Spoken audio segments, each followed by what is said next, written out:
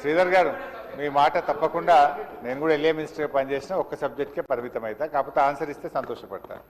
At least ఇప్పుడు ఏమైందంటే ఇంతమంది సభ్యులు కొత్త సభ్యులు మాట్లాడుతుంటే మీరు ఎల్ఏ మినిస్టర్గా స్పీకర్ గారు 0 ఓవర్ ఒక అరణ్య రోదనగా మార్చకండి. ఏదో మాట్లాడినామంటే మాట్లాడడం కాదు, ఆన్సర్ రావాలి. వ్రాతపూర్వకమైన సమాధానాన్ని మళ్ళీ వచ్చే సెషన్ లోపు సభ్యులకు అందజేయించండి. గతంలో మేము పంపిన ఎల్ఏ మినిస్టర్గా నేను పంపిన, మీరు కూడా ప్రయత్నం చేయాలని చెప్పి కోరుతా ఉన్నాను. అధ్యక్ష, నేను ఈ ఉద్యోగులకు సంబంధించినటువంటి అంశం మాట్లాడాలనుకుంటా ఉన్నాను. ఎందుకంటే ప్రభుత్వ ఉద్యోగులు అనేవాళ్ళు ప్రభుత్వానికి రథచక్రాలు లాంటి వాళ్ళు సంతోషంగా ఉంటేనే అభివృద్ధి కార్యక్రమాలు, సంక్షేమ కార్యక్రమాలన్నీ కూడా ప్రజలకు సజావుగా చేరేటువంటి అవకాశం ఉంటుంది. ఈరోజు వాళ్ళందరూ కూడా తీవ్రమైనటువంటి మనోవేదనతో, ఆవేదనలో ఉన్నటువంటి పరిస్థితి ఉంది.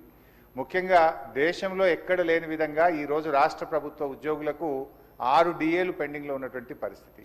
అదేవిధంగా పిఆర్సీ అధ్యక్ష, ఈ ప్రభుత్వం వచ్చి 2 సంవత్సరాలైనా ఇంతవరకు పిఆర్సీ ఇయ్యలేదు. ఉద్యోగులందరూ కూడా కోరుతా ఉన్నారు వెంటనే పిఆర్సీ విడుదల చేయాలని. గతంలో కేసీఆర్ గారు 43-39% పిఆర్సీని మా ప్రభుత్వం ఇచ్చింది అధ్యక్ష. అదేవిధంగా ఉద్యోగులకు ఎంప్లాయీస్ హెల్త్ ఇన్సూరెన్స్ స్కీమ్ ఆ రోజు మేము జీవో కూడా ఇచ్చాం. దాన్ని మీరు అమల్లోకి తెస్తామని చెప్పి మేనిఫెస్టోలో పెట్టి కూడా ఈహెచ్ఎస్ స్కీమ్ను అమల్లోకి తేలేదు. దాన్ని కూడా వెంటనే అమల్లోకి తేవాలి. ఉద్యోగుల జీపీఎఫ్ తదితర బకాయిలన్నీ కూడా విడుదల చేయాలని మీ ద్వారా ప్రభుత్వాన్ని కోరుతున్నాం అధ్యక్ష. ముఖ్యంగా రిటైర్డ్ ఉద్యోగులైతే ఈ మధ్య మనం చూస్తూ ఉన్నాం, 39 మంది రిటైర్డ్ ఉద్యోగులు బెనిఫిట్స్ ప్రభుత్వం నుంచి వాళ్ళ సేవింగ్స్ వాళ్ళకి ఇవ్వకపోవడం వల్ల వైద్యం కూడా చేయించుకోలేక ఈరోజు 39 మంది రిటైర్డ్ ఉద్యోగులు మరణించారు. బీఆర్ఎస్ హయాంలో కూడా దాదాపు 15,000 మంది రిటైర్డ్ ఉద్యోగులు రిటైర్ అయితే వాళ్ళందరికీ మేము టైం మీద డబ్బులు ఇచ్చాం. కానీ కాంగ్రెస్ హయాంలో, ఎందుకంటే ఈరోజు నేను అసెంబ్లీకి వస్తూ ఉంటే పొద్దున్నే నా సిద్దిపేటలో ఒక డాక్టర్ జగత్ Kumar Reddy retired JD veterinary పొద్దున్నే నా దగ్గరికి వచ్చి, అన్నా కొద్దిగా అసెంబ్లీలో మాట్లాడు, నేను అక్టోబర్ 2024లో రిటైర్ అయినా, ఇంతవరకు ₹1 రాలేదు. హైకోర్టుకు పోయి ఆర్డర్ తెచ్చుకున్నా, అయినా రాలేదు. హైకోర్టులో కంటెంప్ట్ వేస్తే కూడా వాయిదాలు అడుగుతూ ప్రభుత్వం మమ్మల్ని ఇబ్బందులు పెడతా ఉంది.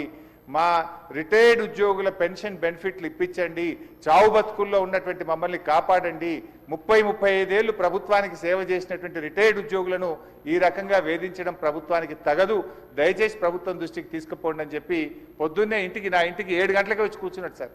నేను బయటకు వచ్చేసరికి ఏంది ఇంత పొద్దున్న వచ్చినామంటే, ఇట్లా ఉందన్న, ఆరోగ్యం బాగాలేదని చెప్పమంటే బట్టి గారికి చెప్తా తప్పకుండా ఈరోజు నేను మాటించి వచ్చి ఈరోజు చెప్తా ఉన్నాను అధ్యక్ష. అదేవిధంగా అధ్యక్ష, సిపిఎస్ ఉద్యోగులను ఓపీఎస్గా మారుస్తామని ఆ రోజు కాంగ్రెస్ పార్టీ ఎన్నికల్లో హామీ ఇచ్చింది. మరి ఎప్పటిలోగా ఓల్డ్ పెన్షన్ స్కీమ్ అమలు చేస్తారు? మరి ఈలోపు గత 2 సంవత్సరాల నుంచి సిపిఎస్ కింద రాష్ట్ర ప్రభుత్వం కట్టాల్సిన కాంట్రిబ్యూషన్ డబ్బులను కూడా మీరు కట్టకుండా దాన్ని దారి మళ్లిస్తా ఉన్నారు. అసలు కాంట్రిబ్యూషను కట్టలేరు, ఓపీఎస్ తేకపోవడం వల్ల 2 లక్షల మంది సిపిఎస్ ఉద్యోగుల భవిష్యత్తు ఈరోజు ప్రశ్నార్థకంగా మారుస్తా ఉన్నారు. దయచేసి సిపిఎస్ కాంట్రిబ్యూషన్ కట్టండి, ఓపీఎస్ విధానాన్ని ఇచ్చిన మాటకు కట్టుబడి తక్షణమే అమల్లోకి తేవాలని చెప్పి మీ ద్వారా కోరుతున్నాం అధ్యక్ష. అదేవిధంగా పోలీస్ డిపార్ట్మెంట్లో కూడా అధ్యక్ష, సరెండర్ లీవులు 5 సరెండర్ లీవులు పెండింగ్లో ఉన్నాయి. టీఏలు రావట్లేదు, డిఏలు రావట్లేదు, స్టేషన్ అలవెన్స్ రావట్లేదు. మొన్న ఒక జూబ్లీ హిల్స్ ఎలక్షన్ ఉంటే యూసఫ్ గూడ బటాలియన్ మాత్రం సరెండర్ లీవులు, టీఏలు ఇచ్చిండ్రు. రాష్ట్రంలో 1,00,000 మంది పోలీసులకు సరెండర్ లీవులు, టీఏలు, డిఏలు రాక ఇబ్బందులు పడతా ఉన్నారు. దయచేసి పోలీసులను కూడా ఆదుకోవాలని, గతంలో నేను ఫైనాన్స్ మినిస్టర్గా ఉన్నప్పుడు ఎప్పటికప్పుడు సరెండర్ లీవులు, డిఏలు ఇచ్చాం. ఈ ప్రభుత్వం వచ్చిన 2 సంవత్సరాల నుంచి పెండింగ్లో ఉన్నాయి కనుక వాటిని విడుదల చేయండి. ఇలా పోలీసులు కూడా తీవ్రమైనటువంటి ఆవేదనలో ఉన్నారు. పోలీసులకు ఉండే ఆరోగ్య భద్రత స్కీమ్ కూడా బంద్ చేసిండ్రు. మీరు ₹1,00,000కే పరిమితం చేసిండ్రు. పోలీస్ కానిస్టేబుల్ చాలా ఇబ్బంది పడతా ఉన్నారు. ఆరోగ్య భద్రతను పునరుద్ధరించండి, గతంలో మాదిరిగా కార్పొరేట్ వైద్యం పోలీసులకు అందించాలని చెప్పి కోరుతూ, కాంగ్రెస్ పార్టీ ఎన్నికల మేనిఫెస్టోలో తక్షణమే మేము ఉద్యోగులకు పిఆర్సీ ఇస్తాము, పెండింగ్ డిఏలు ఇస్తాము, బకాయిలు ఇస్తాము, ఓపీఎస్ తెస్తామని మాట ఇచ్చి ఈరోజు కాంగ్రెస్ పార్టీ 2 ఏళ్లైనా అమలు చేయకుండా మోసం చేస్తూ ఉంది. జరిగిన అన్యాయం ఇప్పటికే చాలా జరిగింది. తక్షణమే ఇప్పటికైనా ఉద్యోగులకు, రిటైర్డ్ ఉద్యోగులకు, పోలీసులకు ఇచ్చిన హామీకి కట్టుబడి మేలు చేయండి అని చెప్పి మీ ద్వారా ఆర్థిక మంత్రి, డిప్యూటీ సీఎం గారిని నేను కోరుతా ఉన్నా అధ్యక్ష.